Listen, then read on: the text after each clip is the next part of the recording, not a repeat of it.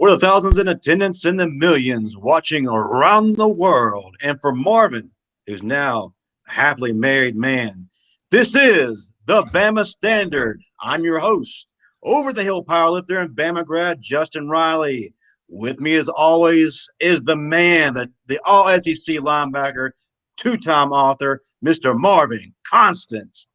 And moving on, another legend in his own right, the senior analyst of Touchdown Alabama Magazine, Mr. Stephen M. Smith. And let's not forget comedy legend and icon, Steve Brown. Welcome to the show, fellas. Hey. It's a pleasure as always. Is it Tuesday? Well, first and foremost, yeah, it is Tuesday. It's Tuesday, the best day in the week for us. You said, but before we got on air, I want to remind the audience, Marvin got married this past weekend, so we got to say our congratulations to him. So we're really excited for him. Well, thank you.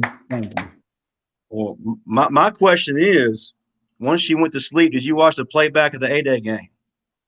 I have not seen it yet. I don't know anything that happened in the 8A game. I have been so swamped. I know. We got you, about man. Alabama. We got you. Don't worry about it. We got you. Trust me, man. Steve is excited. He's ready to go. He's got a lot to report. There's a lot for us to be excited about, especially get ready for this, Marvin, from a defensive standpoint. So you're going to love what he has to say. We'll see about that. And yes, Pete Golding is still employed. And he may save his job based on some things we saw. Okay, let's go ahead and move into our favorite segment, everybody's favorite segment, and that's Constance Chaos. What it is, if you hadn't seen it before, it's where Marvin gives his unfiltered thoughts and opinions on what's going on with Alabama, but the world as a whole. Marvin, what do you got for us this week? The NCAA needs to be caned and flogged. The NCAA is the biggest pimp to ever exist. The NCAA has taken advantage of student athletes for so long and gotten away with it without even so much as a slap on the wrist. Reading something today really infuriated me even more when I think about the NCAA and how much money they've made off the backs of student athletes. And then they say, well, you're an amateur and we're paying for your education, which is total bullshit, by the way, because there's people who go on academic scholarships that get their education paid for, and they're not making billions of dollars every year. Nobody's showing up to watch somebody solve math problems. Nobody's showing up to see somebody come up with some new equation. Nobody's showing up for all that, but yet they get scholarships and get the same benefits that athletes get. So when you say to me, you're an amateur and your education is being paid for, I'm calling bullshit. Bullshit. When I read what I read today about Bryce Love, that really hurt my heart, man. Knowing that kid decided to come back for his senior year and in his last game tore his ACL, was about to be a late first round, early second round draft pick. He falls to the fourth round. Now he's cut by Washington. And his 2 years never played it down, never played a snap. For the thing he loves so much, he comes back for that one last hoorah while the NCAA is making all this money, and he gets hurt, and that changes his life forever. I can guarantee you that. I've been there before. When you get injured, it changes your life forever. Nothing will ever be the same, man. The pain that you go through mentally and physically will last you forever, because I'm 21, 22 years removed, and it's still painful. I still have the physical issues, the scars, the struggles with walking, with running, with just doing everyday stuff. My knees swell up and it gives me all types of hell. So when you say to me, I was a student athlete and my education was sufficient for what I went through, I'm calling bullshit. And to see athlete after athlete, man, I can go down a list from Bryce Love to Marcus, was it Maurice or Marcus Lattimore from South Carolina? Yeah, The Yeah. running Marcus back, Lattimore. the, Yeah. yeah, the Tyrone Proto. I mean, I can go down a long list of guys who are going to go through a lifetime of issues while they're sitting there making their money, smiling, ha ha, he, and living in their You can throw, mansions. you know what? You could throw Nick Chubb in there. Yeah. And again, we have the scars. We will be the ones who can barely walk at age 45, 50 years old. So that was real pain for me to read that about that kid today, man. What, 23, 24 years old. I mean, from what I read, it seems like it's going to be hard for him to ever play again, man. So to the NCAA, I say you're full of shit. That's all I got for you today. Wow, definitely powerful. Something we definitely needed to hear. And I hate to hear that about Bryce Love, because he didn't have to come back for his senior year. He did. And had he left his junior season, he could have been a first round, perhaps a top 10 pick. I'm not sure exactly what he wanted to prove by coming back. He certainly had nothing else to prove, and Stanford was doing as well as Stanford could do. So there really was nothing more for him to accomplish. And it hurts because, like you said, man, once these guys are done, they're done.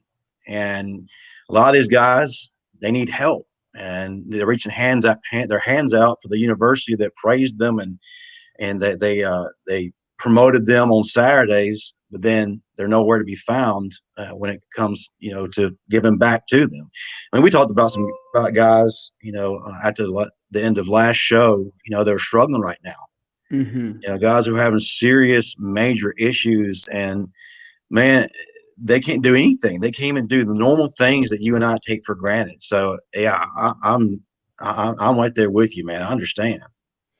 I think about LaRon McClain often. I know LaRon McClain was going through a lot of mental things in his own right. So him, I think about very often. Yeah, man. I mean, they just use you up and send you on your way, and then they're on to the next group of young men that they are going to use for that duration of time, because that's all they're doing is using you. Because again, I know myself, I've had a lot of medical bills since I've left Alabama for an injury I sustained while making you all billions of dollars. And I will continue to have medical bills for that knee for the rest of my life. I mean, that's just a given. So for you to say that little stinking ass trade off of education that you paid for that was probably less than $100,000 is worth the lifetime of injuries that I'm going to have to deal with no compensation, man, bullshit. It's bullshit. Well, in your mind, what do you think the NCAA could do to, I guess, start to remedy this? I know it can't be done, all at once, but what are some things that they can start to put in place right now to help solve this issue? I mean, me personally, I would like to see a form of revenue sharing, and it doesn't even have to be, to the point of making guys millionaires. But if you put in the NCAA can afford to give these athletes, a freshman, put an account for a freshman, $15,000, $20,000. Sophomore year, put in another $25,000, $30,000. For juniors, $50,000. Seniors, $75,000 on a tiered system. That way, when you leave school, you got $150,000, maybe $250,000, enough to actually start your life off. At least put the guys in a better position instead of just kicking them out the door and saying, "Oh, good luck. See you when I see you." You use them up, you give them nothing once they're done. And again, people get academic scholarships every day, but nobody's showing up to see anybody solve any damn math problems. So I don't want to hear about, your education is compensation enough, because again, you put a math debate in Bryant-Denny Stadium, and I guarantee you won't even get 10,000, probably won't even get 5,000 people to show up for it. So it's they're using people. That's all they are. They're using you, and when you're done, they're done with you. One thing I definitely have thought about, considering the injuries that they sustain, like a Tyrone Pro through, is also giving them some type of insurance policy to help them, to overcome these detrimental issues that they could end up facing. you have your Lords of London policies that guys can get, Yeah, but that's for the NFL. But what, right. Well, that's what I'm saying. You have that, and if a guy gets hurt, you have loss of value policies and all this other stuff. But that does not cover the majority. That's only for that top tier talent who's been evaluated on a high level. So that doesn't include the majority of guys who are going to suffer issues once they're done. So, a lot of guys with their concussion issues and everything else, again, man, they're just going to use you up and send you on your way. When they're done with you, they're done with you. And that is so wrong, man. Well, Stephen, he brings up a very good issue. Go ahead. So, Marvin does. I mean, and I've been one to consider having a stipend for these athletes. Like Marvin said, millionaires, but at least a stipend due to these athletes. They're making your money.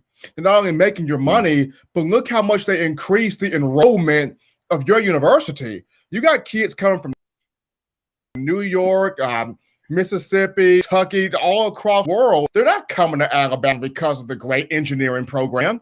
They're not coming to Alabama because of the great doctoral program. They're coming because, hey, I heard y'all got a football team. That's why they come. They come to see the athletes. They come to yell and scream and watch the athletes play ball. So the athletes spend your money.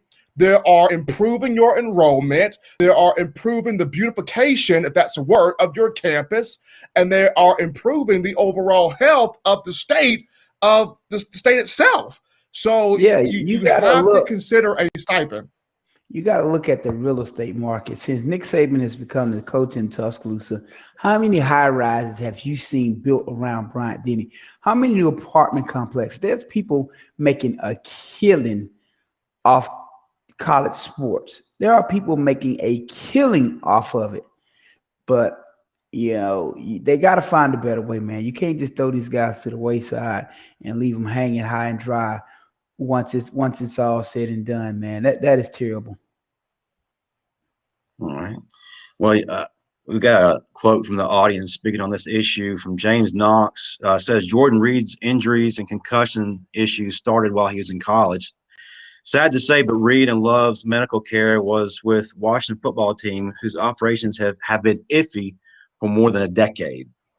And that goes back to my point. The NCAA should do more to take care of college athletes, man. They're going to do whatever they got to do to get these kids on the field to win games, which will ultimately makes them money. So you're willing to sacrifice the health of a kid for the sake of making money. That is wrong on so many levels, man. Again, NCAA, biggest bunch of pimps I've ever seen in my life. Oh, well, we'll definitely have to bring this up again. This is an issue that we can talk about at great length. But now we're going to shift our attention to something a little bit more exciting, a little bit more positive, a lot more positive. And that's one of the reasons why we're on this show tonight. Ladies and gentlemen, when we say the Bama Standard, that can mean many things. But the guest we have on tonight is definitely the standard when it comes to his position. Mr. Marvin, I'd love for you to please introduce the guest we have on tonight. Ladies and gentlemen, the one and only, one of the best running backs to ever come through the University of Alabama. You're talking about living legend growing up, the one and only Bobby Humphrey, ladies and gentlemen. What's going on, Bobby? Jump into it. When you decide to play running back at Alabama, it's not like any other place. We're running back you. It's very serious. Bobby, what did it mean to you to play one of the most prestigious positions at one of the most prestigious schools in the country? Oh, man, it was an honor. It was an honor. I enjoyed my time there. I played during an era where the running game was all there was. The passing game didn't come along to later on. But hey, man, it was toss 28, ISO, downhill dives and all that there, and just my cup of tea. You notice he said it was a yes, sir. running back, not linebacker. Whoa, whoa. Oh, oh, oh, I can live with oh. that. I can live with that. Now, you have a couple of teammates that might have to argue with you about that, man, like Keith McCants and a few others, man, and Cornelius Bennett. But, yes, we are talking about running back you tonight. Hey, I just want to say this. I just want to go on record. First high.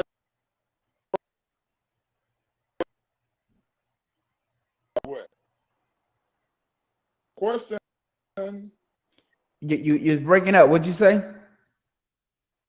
I said, oh, you didn't hear me. Okay, I said the first Heisman Trophy. No, he did. Was by who?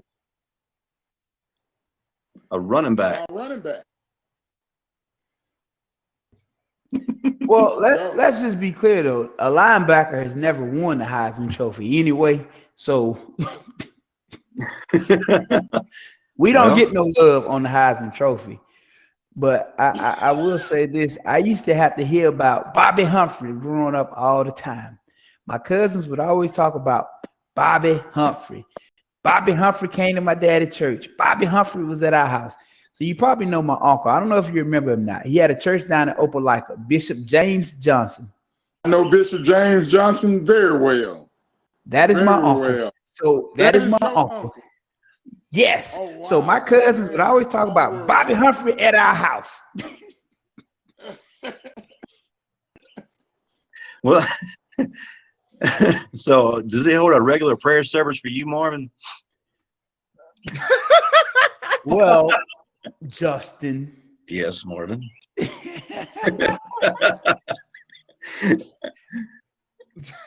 Go ahead.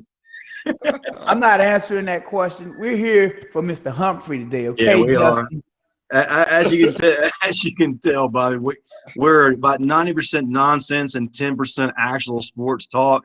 So we're not like everybody else. We try to separate ourselves.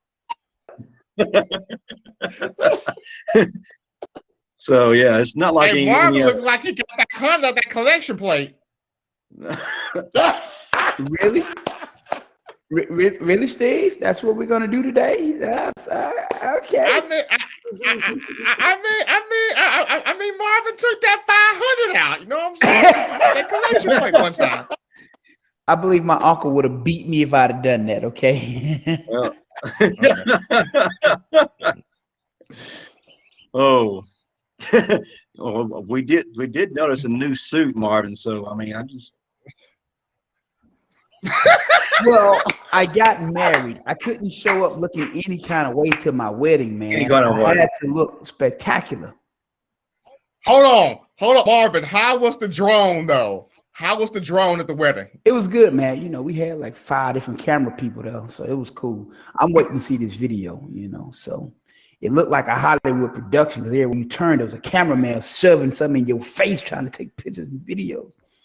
So basically, it was the equivalent of having ESPN at your wedding. So, Bobby, I don't know if you had as many cameras on you as Marvin did at his wedding. So it shows you what we become.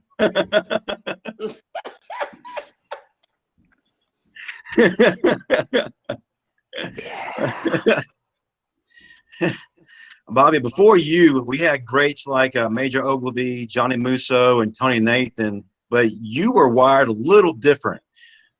And you went on to do things that no one had ever seen before at your position. What made you different?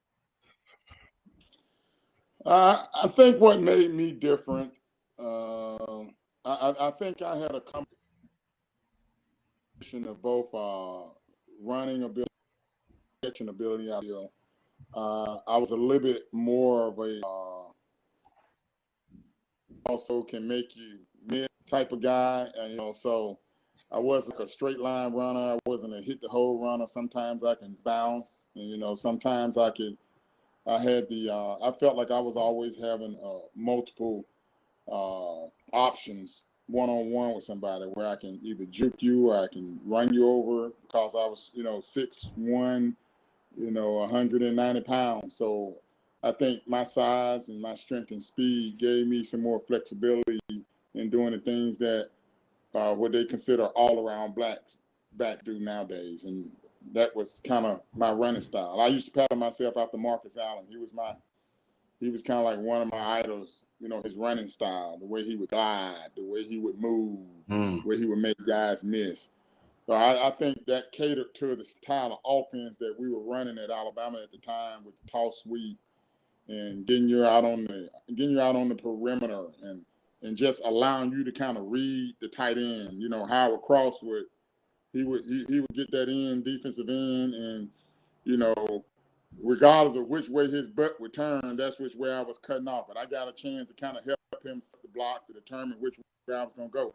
So, you know, the offense was very, very befitting and beneficial to my type of style, running style. And we threw a lot of, you know, high percentage passes, you know, to the backs and to the tight end. So I think that was a key to me having a lot of success at Alabama. So I got a question for you. Did you ever run Biscuit over Cornelius Bennett in practice? Good question. Say it again. Did I go against Biscuit?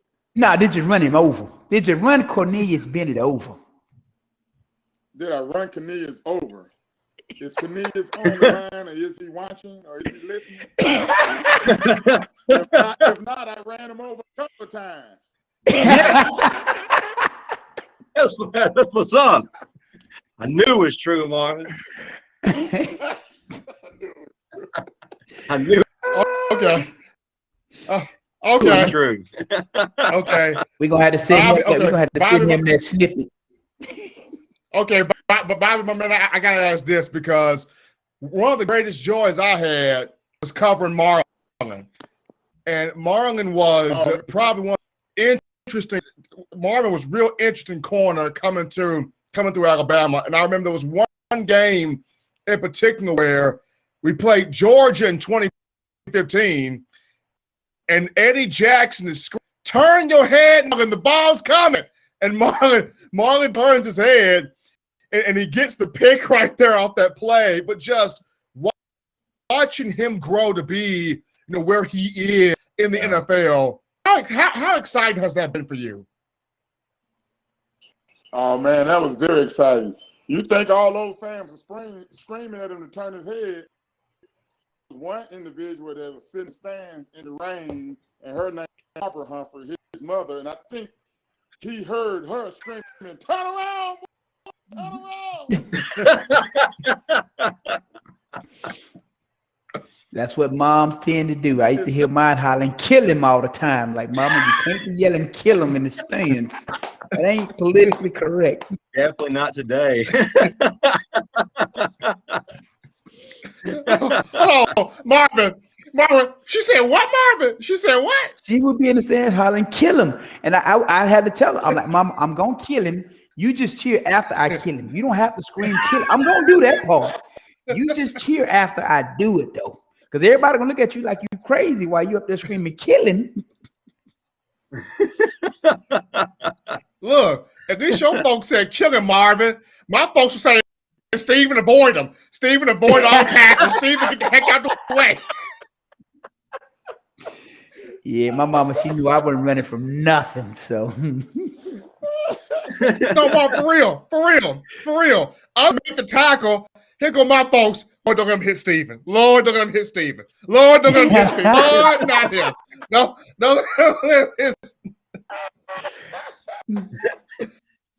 So Bobby, did they have any kind of ankle insurance for all those defenders back in your day? Because man, you broke a lot of them. Oh, you didn't hear about 6 DBs cashed in on those last year? Oh, is that what it was? What? Hold on. It all falls back to you. Well, I have a question for you. How do you think your running style would fit in today's game with these spread offenses? Because, your game, if I had to say, I would say it would be more similar to what Najee did or Sean Alexander, some of those guys, not necessarily just putting your head down like the Derrick Henrys and just taking all that contact and all that abuse. So how do you feel your game would fit in today's game? I see more Josh Jacobs. Well, yeah, Josh Jacobs. Not probably Josh Jacobs and similar to Najee. I would say a combination of both. You hit the nail right on the head, guys, Stephen. Because that was my style of running. That was my running style. It was kind of a little bit, sometimes, and I oftentimes, sometimes when I need to run over somebody, I didn't. Because when you need to because you're using those instincts of mobility to kind of make a guy miss. But sometimes you got to have the notion to just, boom, hit them, get 3-4 yards, and just work towards the next play rather than allowing a guy to kind of get a good hit on you. But that was some of the kind of the, pros and cons of being that type of back. And I think it helped me in the long run. Now, when I got to the NFL, is a different story. Guys were a lot faster. Defensive ends were getting to the corner a lot quicker. You didn't have a whole lot of time to make a decision. You need to know where you're going, when you're going, and you need to make it very quick because the pursuit of the play is coming. So in the NFL, you just got so many different talented individuals on defense. And nowadays, in the league, you got even your defensive ends that are running 4.4, 4.5. So, it's kind of difficult now in time to be that type of running back that I was back then. And hopefully, guys that have that similar style, they're going to have to make some quick adjustments once they get to the league. Because you just think about it. You got guys in the league that they work out with it. Now, Derek Thomas was one of those guys. He worked out with the skill guys. He ran with the skill guys because he was so much cat quick than most of the skill guys. But I ran with the skill guys too. Is that right? I knew I saw somebody running with Deuce Palmer. Hey man, listen, I was fast, man. Don't make no mistake about it now. Now, Bobby, that's right. You mentioned some pretty big names, Derek Thomas, and of course, like I said earlier, Keith McCants. You face them every day in practice. Then you get to the league and you're facing them again. How do those guys make you better as a player? Believe it or not, you really don't know how good those guys are until you play against them. And in college, I never really had to play against Cornelius Bennett or Chris Gould or Derek Thomas. And this here, Marvin. You think about it. When you watch the film of the game, you never watch the offense, your offense. You always watch the defense. Now, you watch your opponent's defense because you're trying to game plan and watch their tendencies, but you never get a chance to watch your own offense. I never got a chance to watch my own defense. So I knew those guys were good. I just didn't know how good. And when you get to the league, you see a version of Derek Thomas. You can't block. I never had to block him.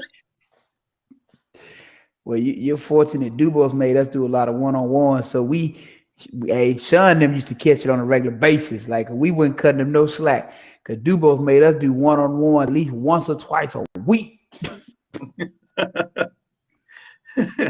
Speaking of coaches, I had to bring up two men, Bobby, that I have a connection with, especially for me being from Mississippi. When I first started this podcasting business, one of my first interviews was with Bill Curry, an incredible man. What was your relationship like with him as well as the recently departed Coach Perkins? Both of them was great coaches. I both had great relationship with both of them. I talked to Perkins all the way up until the time he passed. He and I would have lunch together. I see Coach Curry. I spoke to the team when he was coaching over at Georgia State. When they came over to play Alabama, they stayed in Birmingham. I went by and I spoke to the team and talked to him.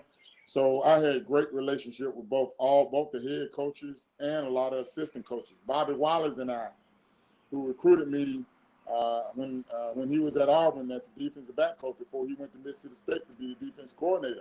He and I are still friends to this day. We talk on a regular basis. Coach Fuller and I are still good friends. I just had a great relationship with my coaches, and that's one of the things I think that playing football creates. It creates a fellowship, a communion, and a friendship that never dies and never go away with both your teammates, your staff, your coaches, and all the people that kind of help to make you great and mean. And, you know, it's just something about that fellowship, you know, with guys that you played with, and guys that you played for.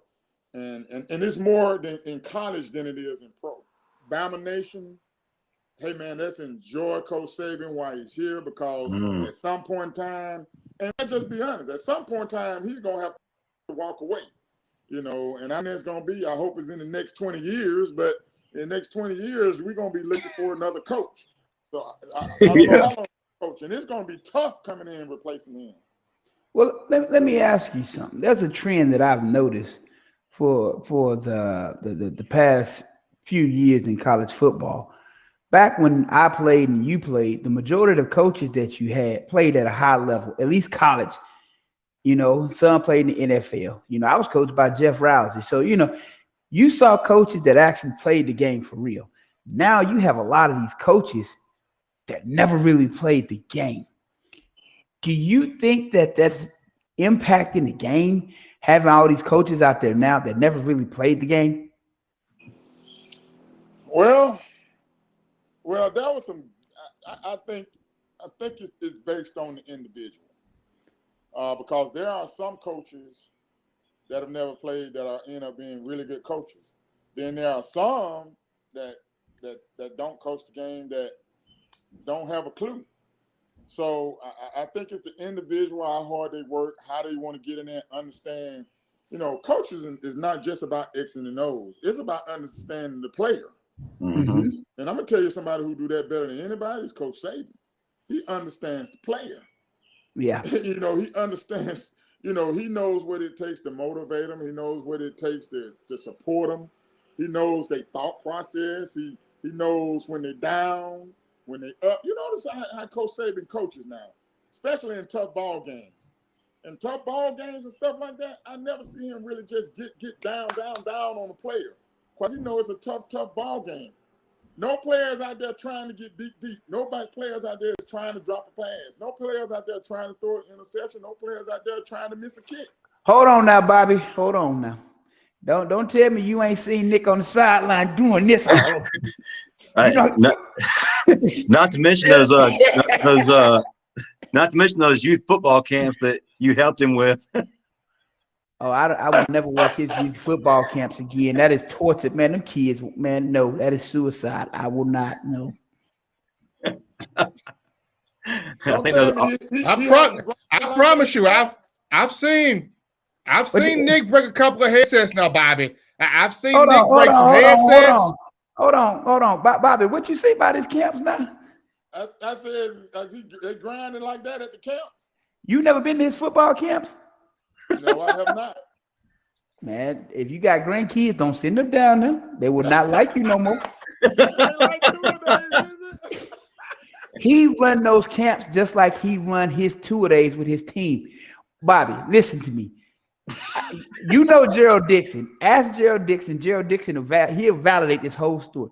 We work in that camp 1 year, right? And this is youth camp, like 7 to 13-year-olds. You know, most of them kids just come to take a picture with coach. They ain't really coming for all this extra stuff. On day 2, they in the dorm, won't come out their room. They got doors locked. You go to the endo facility, they faking injuries. They talking about my hamstring. You ain't old enough to have a hamstring yet, talking about your hamstring hurt. Them kids didn't want no parts in there.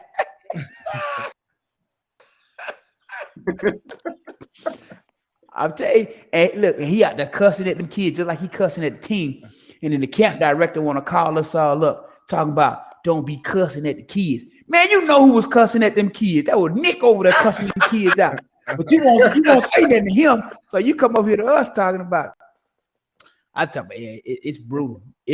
No, I would never send nobody I love down there. No. Well, Bobby, wouldn't you say, according to Marlon, maybe Saban has mellowed a little bit in his later years? I don't know. I don't think. Now, I'm not saying he's not intense. I'm just saying he knows how to balance that. You know? Right. knows how to balance that. You know, you just can't grind on a player, you know, all the time. At some point in time, a player has to have some confidence and some character building, not character building, but some confidence building and stuff like that. So, you know, I wasn't saying that, you know, that he's not intense, but what I'm saying is that he knows the players. And we were talking about how, you know, certain coaches that hadn't played the game versus coaches that have been in the games, have been in the locker room, know the field and all that there and stuff like that. And there are some coaches that probably shouldn't have a whistle. But then there are some that. True. But Bobby, I seen him running 7 and 8 year olds through bag drills, cussing them out for knocking the bags out of place. I like, Coach, they the same height as the bag, Coach. So how you expecting them to go laterally over the bag when they the same height as the bag? I love it. I love it. Ask Gerald Dixon. True story, man. I would never send my kids down there. No. You gotta you gotta be a voting age to go down there. I need you to make that decision on your own. Marvin, at least you are not in the room when he exploded at the media and you almost got hit with the water. Man, I'm gonna tell you this right now. Like Nick Saban literally asked everybody, do not ask me about this particular player. I promise you the first 3 questions was about that particular player. Nick said, if somebody asks me one more time about this player, somebody getting it. Man, one of my homeboys who was with ABC 3340 asked the question, water bottle came in. I was like, duh. One got hit. Oh, you'd have been fine. You got them safety glasses on that you wear every day anyway. You'd have been fine.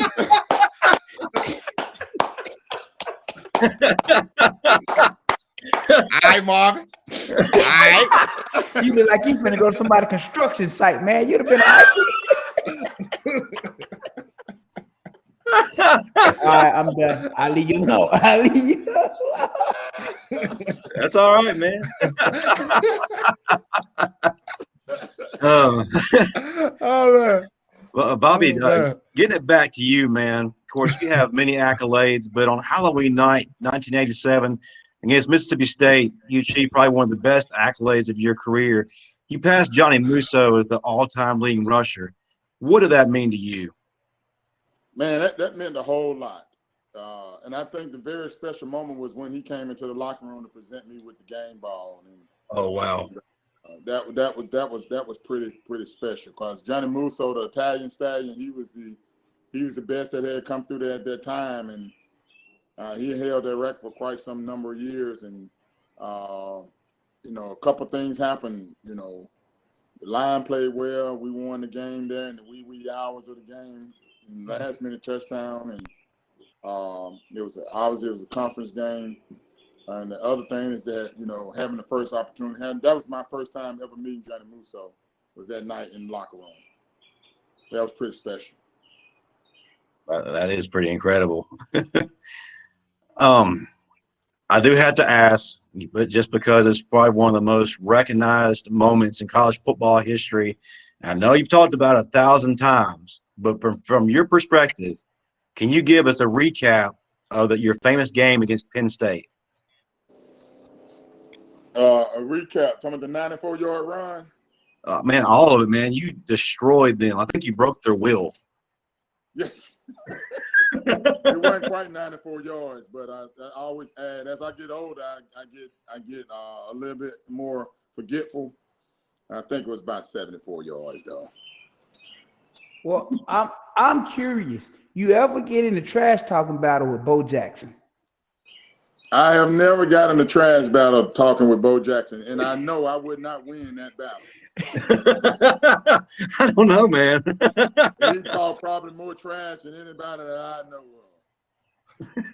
of. I mean, y'all both in that same era, though. I figure, you know, Alabama, Auburn, y'all might exchange some pleasantries at some point. Well, you know, no, I got any more trash talking with Bruce, Andre Bruce than anything, and Kevin Porter. Okay. Them were the guys that really talked. They're good ball players as well, so they backed up what they were talking. But yeah, those two guys that were the trash talkers. I wanted to focus a little bit on the NFL career since you brought it up against Bruce. You know, your senior year, it didn't pan out the way that you had thought after you broke your foot. How much more did that motivate you in your preparation for the NFL draft that year? Oh man, it was really, really tough. During that time, you know, I had to make a very, very important decision at the time, and although I really wanted to come back and kind of finish out a senior year at Alabama, I knew that you know the injury, thing was kind of facing me dead on in the face. So, and preparing for that was really, really tough because I had to go through the supplementary draft process, which I had to basically go through a draft by myself that nobody else was going through. So I was working out and getting mentally and physically prepared for workouts for individual teams and physicals and all that stuff when nobody else was doing it because the draft was already over with. So, and then the notion of just knowing that, whether or not I would get drafted or not and all that there being that I saw all my other guys and friends and people that I knew that I became acquainted with, even some guys on my own team had been drafted, like Derek Thomas, Deion Sanders, and Howard Cross, and a lot of guys who actually got drafted in my class, and some of the guys that I had become friends with. But after getting through that, that was probably one of the most toughest time mentally in terms of going through that process. Well, after you went through the process, did Deion ever ask you to be in the Show Me the Money video? I think he directed it.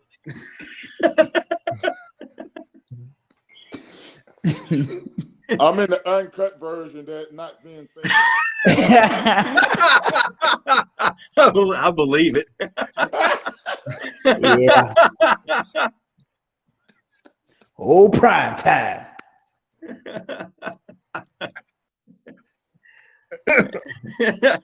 Man, I'll never forget that, man. Oh, Must Be the Money. Probably one of the best things I've ever seen. Good stuff. I wonder if Primetime plays that at halftime at JSU. That's why he lost. You can't. Don't do that to Primetime now. Don't do that to my guy. Hey, man, I appreciate what he did in the NFL and appreciate what he's doing now just down the road at Jackson State. So, yeah, that's all pretty cool deal. Yeah, man. Go ahead. I'm sorry. No, go ahead. No, I was going to say that was a pretty cool deal. And Eddie George is the head coach over at Tennessee State now. Yeah. So when is Jerry Rice going to coach a team? Think he's going to go to Mississippi Valley State? They need him, man. They just got those new uniforms. They need a coach to carry out the rest. I know that's right. Man, it would erupt if Jerry Rice returned to his alma mater to coach that team and go against Primetime. Wow. That would be amazing. Incredible. Awesome. I'd love to see it happen. Yeah, we can watch it on Steve Glasses. I'm sure it'll broadcast. Wow. Hey, hey, wow. Hey, wow. with those, hey, wow.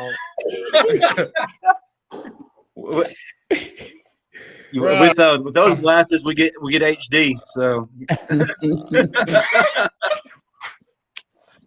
oh, you get TiVo. You get TiVo. We got a question from the audience for Mr. Stephen M. Smith. Do you think Najee Harris will be a Pittsburgh Steeler next week in the draft? He could be. It just depends on, do they need a back? I mean, I know they got James Conner of it. Well, they just traded James Conner, if I'm not mistaken. Yeah. So they may get Najee. However, I think Miami gonna get Najee though. I think the Miami Dolphins at pick 18 gonna get Najee Harris. I mean, there's been so much publicity on Miami getting Najee. It's unreal. I think the Dolphins end up getting him. A little statement from the audience. Bobby, Bo Jackson's got nothing on you. So you heard it here. Absolutely correct. Yeah, that's that lunatic fan, Joseph Lozado, that we got. He's a rogue fan. Yeah, you might. Yeah, I don't know who that guy is. You know, every great show has one of those people. So I mean, I guess that's a sign that we made it. Yeah, you know how the Hey, Kardashians have stalkers. Joe is our stalker. Exactly. why you I do compare us to the Kardashians, man? well, Marvin is that high maintenance, so I guess you could. Really? Justin, Love you, brother.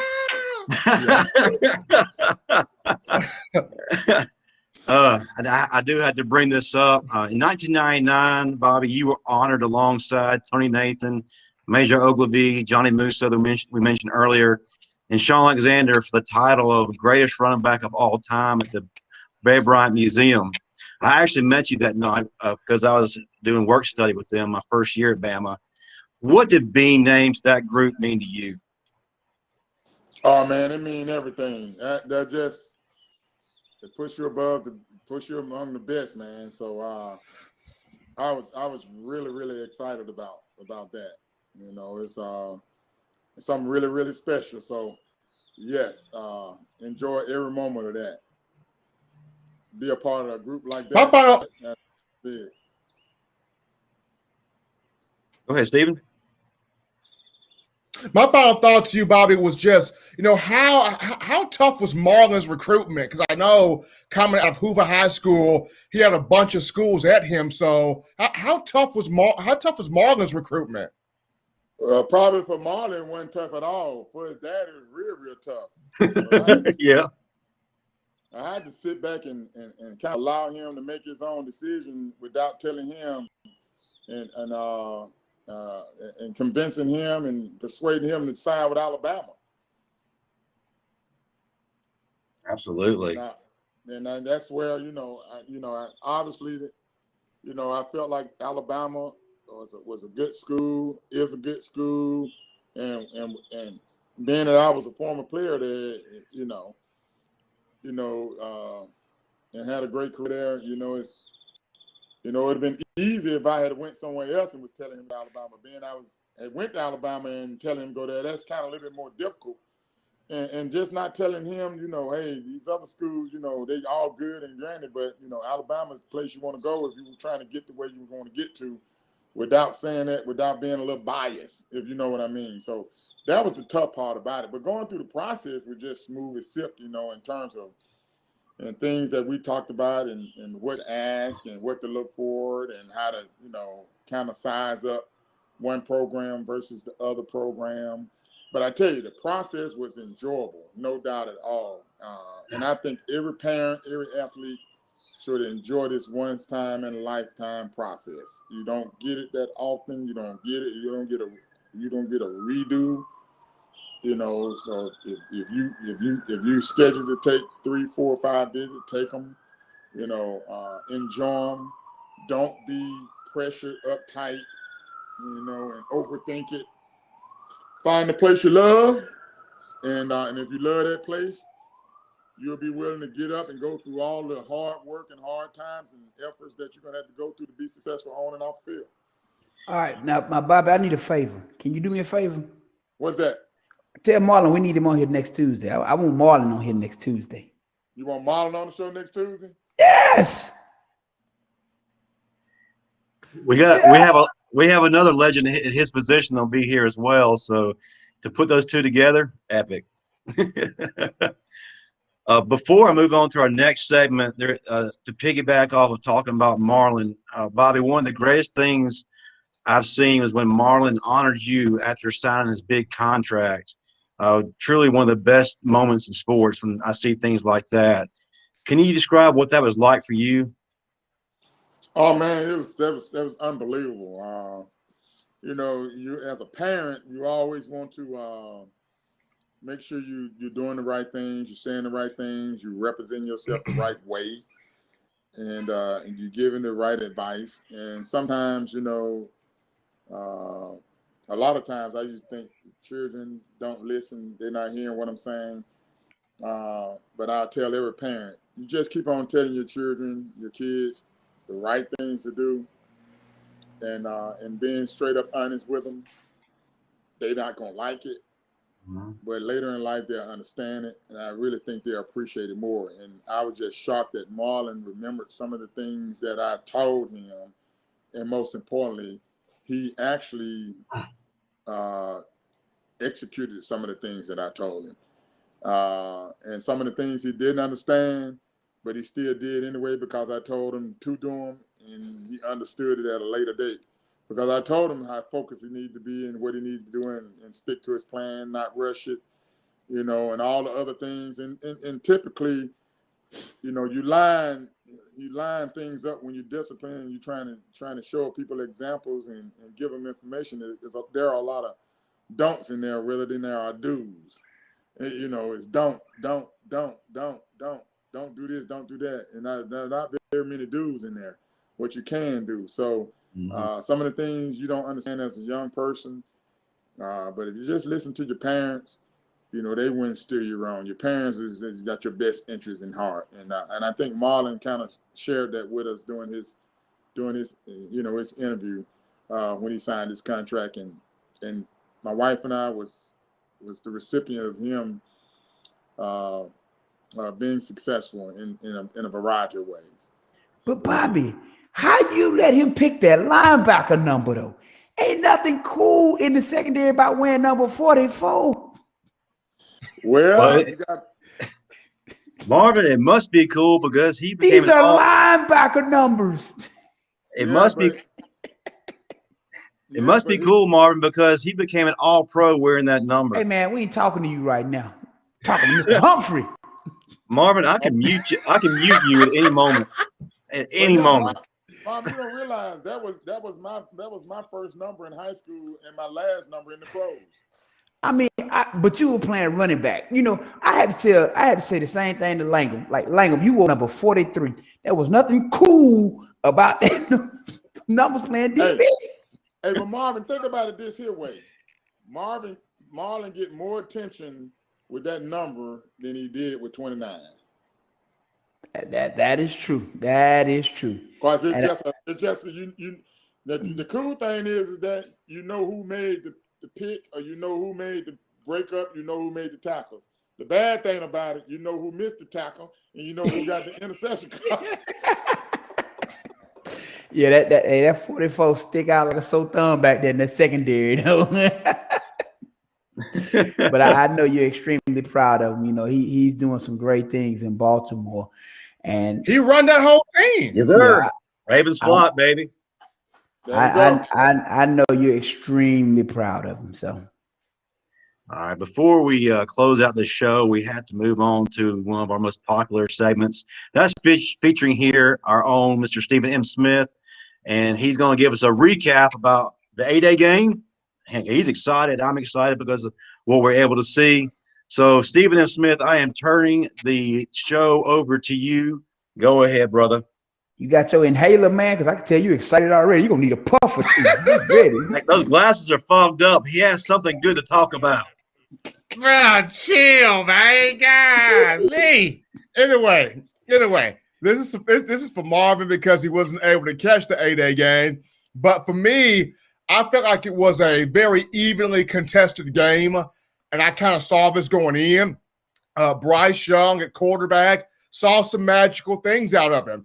Now, they set it up because they wanted him to throw the football a lot. They wanted to see, could he make a number of passes? Can he make them accurately? Could he be consistent? Could he hit different targets? He did have over 300 yards passing, did have a 59-yard touchdown to Cameron Latou, which that was a big deal. But defense was outstanding. Them focus was flying all over the field. And I'm saying the young guys, when we talk about Jamarian Latham, Kool-Aid McKinstry, Christian Story, Deontay Lawson, Demoy Kennedy, Jackson Bratton, just young guy after young guy flying over the field, being hungry, getting to the ball. What was crazy, Nick Saban cussed out Kool-Aid in the middle of the second quarter. I thought that was hilarious. But we all know the ones that Saban go after like that are the ones that he sees something special in. So the young guys on defense impressed me. But the young guys offensively, y'all, Ajay Hall, number 17. Circle that man name. Ajay Hall, number 17, got some Julio Jones in him. I mean, 4 catches, 72 yards, making acrobatic grabs. That boy got some Julio in him. That's a Jahal. Trayshawn Holden did well at receiver. Slade Bolden did some things out there that I was proud of. We got a lot of depth at running back. An evenly contested game. The final score was 13-10, but you got to be very happy about the depth on defense. You got some great depth on defense. Bryce Young is the guy at quarterback. What I want to see more from Bryce is when he feels the pressure coming, step up more in the pocket, or if you got to bail and get some yards. Because there was a moment where he couldn't quite feel the pressure coming, and Chris Braswell stripped the ball from him, and Jalen Moody recovered it for a touchdown. So for Bryce, continue to, when you feel the pressure coming, son, either step up clean in that pocket or don't be afraid to move out and use that athleticism. But I thought the A-Day was evenly contested. Awesome, man. Now you can take a puff. Get that inhaler. Thank you so much for that, Stephen. We really appreciate that. This is something we've been waiting to hear about. I know Marvin has because he missed the game because he got married during a football game. Anyway, we're not going to dwell on that. We're not going to dwell on that. But we are going to move to our closing segment. And what I like to do every week is get an update on Marvin's book, how it's doing. Because, guys, it really genuinely is changing lives. Just go to his Instagram and you can learn about it. Marvin, if you would, man, give us the latest update, how we can get our hands on it, and just all the good things it's doing. You can find the book and all 40 Plus Strong accessories at 40PLUSSTRONG.com. And, the book is doing what the book does. Every week, people are reaching out to me for help, and getting their lives back, because at this age, working out isn't what it used to be. It takes a special program of working out along with the proper diet in order to get the results that you want. You can no longer just go to the gym once you're over 40 and lift a few weights and think you got to cut and then walk out. It doesn't work like that anymore. So you got to understand the science of the body. So, I'm more than happy to continue to help people, and the book is doing what the book does. So you want to copy 40plusstrong.com. Man, glad to hear that. Get that book! He used to be your hype man. All right, guys, I need you to tune in next week. We got great shows. We always do. We have legends every week. One of those legends, he's been on our show before, but not on this platform, Mr. Kevin Jackson, 2-time All-American, 2-time All-SEC defensive back. Man, if you want to see how the book was written, he's one of the guys that provided several chapters, so check that out. Okay. Bobby, thank you so much for joining us on our crazy little show, man. We really appreciate you being here with us, man. It's an honor. And, man, thank you for doing it. If you would, tell us how we can contact you on social media if you're on there. And Bobby then don't want to be found. Bobby don't want y'all to read. Bobby say he chilling, or Bobby say he good. He don't want to hear from y'all. Oh, man. Marvin, you see, I'm the host, and I need you to hush. Well, you see, your time. This is about a legend. All right, now, Bobby, you go ahead and tell them you don't want to hear from them. Anyway, tell us what's up next for you, Bobby. Well, I'm doing the same old. I'm still at Bryant Bank, so I can supply you all your banking needs. So call me at any time. I'm easily found. If you need a loan, Marvin, you look like you need some money. You need to redecorate your office with a number 26. No, this is my game room. That's a good idea. Game room. That's a good idea. I ain't spending no more money on the house. My mom already think I'm rich when they see in their house. No.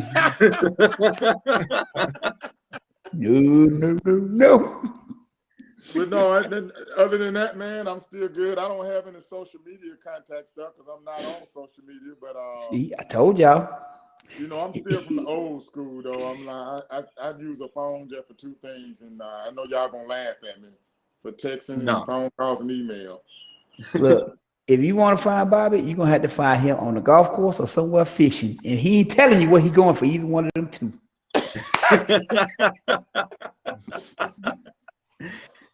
How you know that, man? Because I know he if it ain't one of them two, you ain't gonna find him. Marvin, if you would, brother, tell us what's up next for you and then how we can contact you on social media. Next up for me is surviving marriage. I'm 3 days in. I'm holding strong.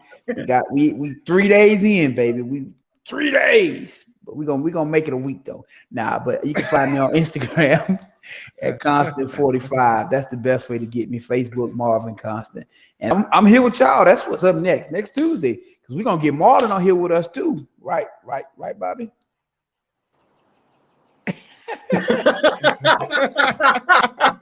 That means he's just glad to be here. All right, Stephen N. Smith, brother, what's next for you? How can we contact you on social media? And then give us a quick synopsis of your shows this week. Man, what's next up for me is putting this show together for Wednesday, because you still got to talk Bama football, even though spring is over. But they can follow me on Twitter at Coaching M. Smith on Twitter when I'm not covering Bama, coaching some local high school kids here at the crib. We did not get a football season last year, but we will get one this year. And I want to see my boys do their thing. We taking 2A state title this year. We're going to take that thing. So we're going to take it. But aside from that, in my own words, Touchdown Alabama every Monday, Wednesday, and Friday on YouTube, starting at 6 p.m. Central Time. We're covering Bama from all gamuts, all shape, form, sizes. We get some crazy phone calls. My man, Bobby, I got to get you on the show real soon, my man. Got to get you back on the show. So we going to do that. But we do it in my own words, 3 days a week, Monday, Wednesday, and Friday. And with the NFL draft coming up, I'm going to probably put together my 4th mock draft. So I'm going to try to get that done. Man, what was wrong with your first one? You got to put 4 together? My God, you been that off? He wouldn't wear it. Look, man. Look, all right. I'm the black Mel Kiper. All right, let me get my phone. Hey, you're not gonna start throwing water bottles too, are you? No. Great time as always, guys. Before we wrap it up, I have to give a special shout out to Miss Renee Smith Mater, who actually helped provide us with our special guest. So shout out to you. We appreciate you. Great show tonight. Great show tonight, guys. Really appreciate it. Looking forward to next week. Thank you again, Bobby. Roll Tide. Roll Tide.